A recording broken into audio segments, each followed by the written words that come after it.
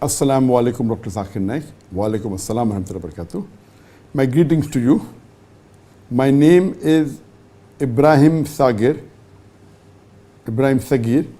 from Nigeria, and my profession is engineering.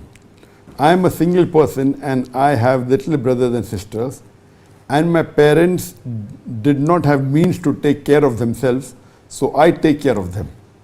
Can I leave them and go and marry since it is obligatory to me? Brother Ibrahim Sagir from Nigeria asking a question that he takes care of his younger brothers and sisters, and his parents are incapable, they don't have the finance, so he takes care of them also. So Brother Zakir, who's the engineer, is taking care of his younger brothers and sisters as well as his parents. Now he's asking the question, can he leave them and get married? Because marrying is very important, it's a fard.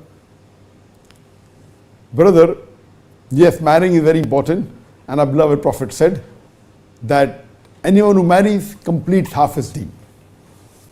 It means that only if you marry do you have an opportunity to become a husband or a wife. Only if you marry do you have an opportunity to become a father or a mother, which are important duties in Islam. So marrying is very important. But coming to the question that you are taking care of your younger brothers and younger sisters, as well as the parents, and you are saying, can I leave them and go and get married? My question is, why do you have to leave them to get married? You have younger brothers and sisters, that means few brothers and sisters. You have parents, so you'll be having in your family besides yourself about 5-6 people. Now, if you have to get married, why you have to leave them is my question. Yes, if you get married, your expenses may increase a little bit. But once you get married, you can get your wife into the family. There will be one additional person in your family.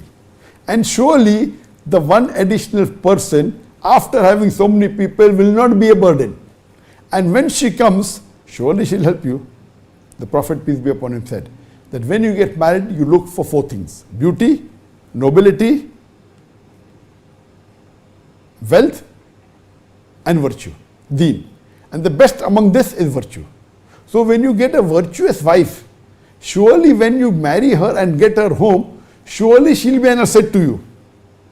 She'll help you in looking after your younger brothers and sisters. She'll help you in looking after your parents. But see to it that you marry a virtuous wife.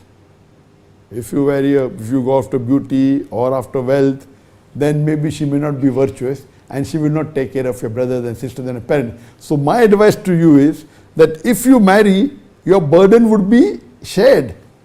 You will be in a better position to take care of your brothers and sisters as well as the parents. So why do you have to leave your parents and brothers and sisters?